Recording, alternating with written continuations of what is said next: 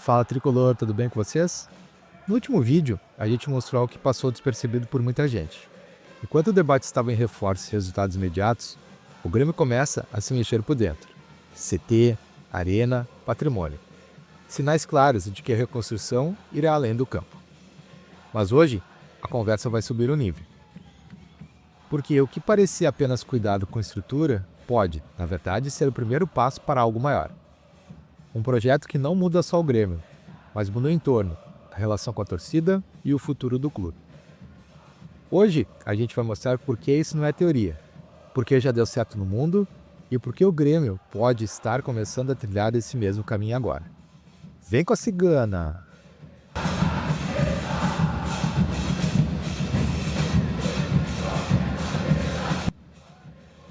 Enquanto muita gente ainda olha apenas para reforços, nomes e impactos em manchetes de mercado, o Grêmio começa 2026 mexendo onde ninguém quase mexe. E talvez seja exatamente aí que esteja a maior mudança da nova gestão. Porque o que está em jogo não é apenas futebol, é estrutura, é território, é legado, é futuro. Grandes clubes não se tornam grandes apenas pelos títulos que conquistam. Eles se tornam grandes quando entendem que o futebol é o centro de uma engrenagem muito maior. Uma engrenagem que envolve patrimônio, cidade, economia, cultura e identidade. E quando essa engrenagem gira, o clube deixa de depender exclusivamente da bola. Foi assim em alguns dos maiores cases do futebol mundial. E talvez o exemplo mais simbólico, mais próximo da nossa realidade latino-americana, esteja a milhares de quilômetros daqui, em Buenos Aires, num bairro chamado La Boca. La Boca não é apenas o endereço da Bombonera. La Boca é o ecossistema urbano moldado pelo futebol. Fundado oficialmente em 1905, o Clube Atlético Boca Juniors nasceu no coração de um bairro portuário, operário, popular e imigrante. Italianos, espanhóis, trabalhadores do cais. O clube não chegou depois do bairro, o clube nasceu com o bairro. A Bombonera foi inaugurada em 1940. Mas muito antes disso, La Boca já era Boca. As cores, os murais, os bares, a música, a identidade visual.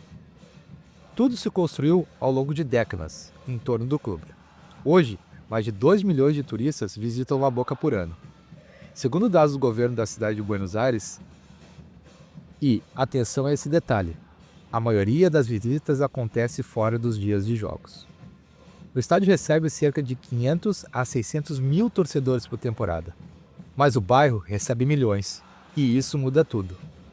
O Boca não vive apenas de bilheteria, vive de museu, licenciamento, lojas oficiais, não oficiais, experiências turísticas, bares temáticos, visitação guiada, eventos, naming informal e outras marcas.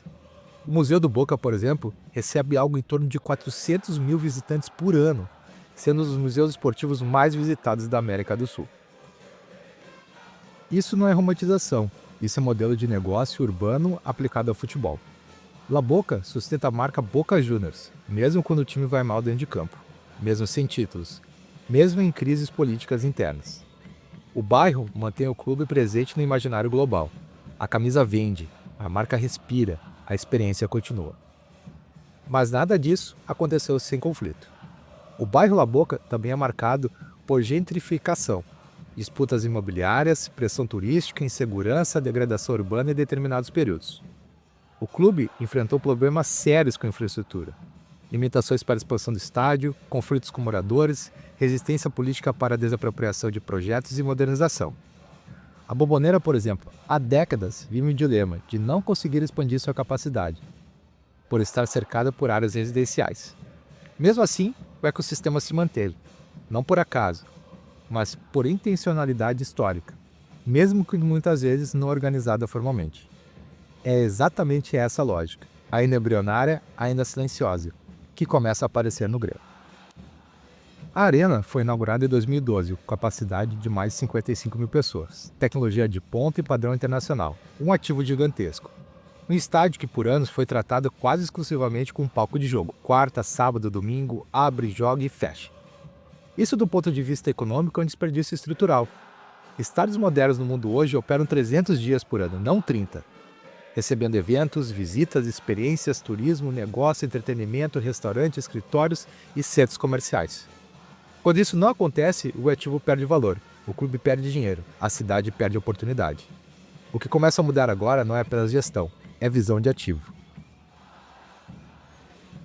A compra da Arena, a discussão sobre acessos viários, a ideia de cidade do Grêmio, a integração com a base, comércio, serviço e mobilidade, não são movimentos isolados.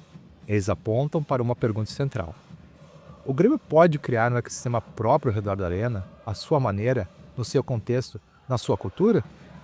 Não será La Boca. Porto Alegre não é Buenos Aires. A Arena não está em um bairro histórico consolidado como La Boca. Há entraves reais.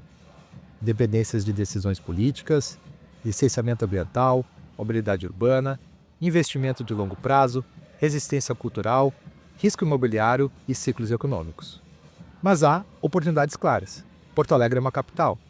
A Arena está próxima de grandes vias, de terrenos passíveis de desenvolvimento. O Grêmio tem marca, torcida, história, base social, capacidade de atrair parceiros. O que falta, e começa a surgir, é coordenação estratégica. La Boca ensina que futebol não está apenas na bola, é território, identidade, permanência.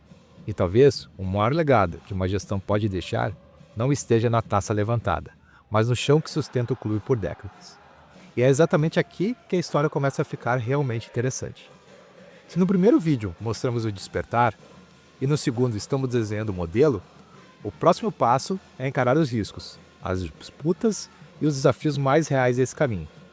Porque transformar patrimônio em um ecossistema não é fácil, mas é assim que clubes viram instituições eternas.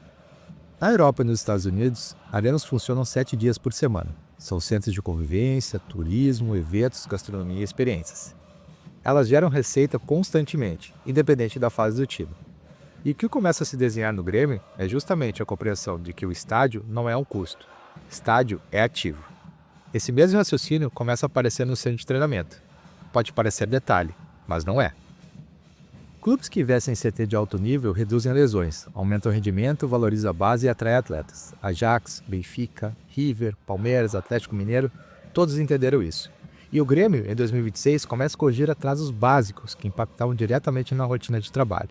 Calçamento, circulação, manutenção, organização não é estética, é profissionalismo. Quando se fala de hotelaria no CT, não se fala em luxo, se fala em tendência mundial. Concentração, logística, recuperação física, integração entre base e profissional. Isso já acontece em grandes clubes do Brasil e do mundo. E o Grêmio, ao colocar isso no debate, mostra que começa a pensar como um clube grande pensa a longo prazo. Então, chegamos ao ponto mais ambicioso de todos, a cidade do Grêmio. Esse projeto não nasce do nada. Ele segue uma lógica que já se provou eficiente em diversos lugares do mundo. A ideia é transformar o entorno do estádio em um polo vivo, um campus de treino, base integrada, comércio temático, áreas residenciais e melhorias de acesso viário. Projetos semelhantes mostram impacto e valores. Valorização mobiliária no entorno, geração de empregos, aumento do fluxo turístico e novas fontes de receita para o clube. No caso do Grêmio, a localização da arena é estratégica, próxima a rodovias importantes, com gargalos de acesso já mapeados e com área disponível para expansão. Não é um sonho imediato, é planejamento. E planejamento é o que diferencia clubes que sobrevivem de clubes que constroem eras. O futebol brasileiro, historicamente, sempre caiu na mesma armadilha. Gastar tudo, tentando ganhar agora e deixar o patrimônio se deteriorar. Viver de ciclos curtos, crises longas e improviso eterno. O Grêmio, gosta-se ou não da gestão, começa a sinalizar algo diferente. Começa a sinalizar que não há mais tempo para empurrar com a barriga. Título é consequência. Estrutura é condição. E isso importa muito para o torcedor comum, porque o ingresso depende disso, o sócio depende disso, a saúde financeira do clube depende disso. Quando o Grêmio cuida do seu patrimônio, ele cuida do dinheiro do seu torcedor. Não é estar bonito para os outros, é preservar o que custou caro e respeitar a própria história. Talvez o maior jogo do Grêmio em 2026 não seja o Grenal, Flamengo, Fluminense ou a Sul-Americana. Talvez seja contra o próprio passado de improviso. A cidade do Grêmio, o CT reformado, a arena valorizada não garantem títulos, mas garantem algo maior e muito mais raro no futebol brasileiro: futuro.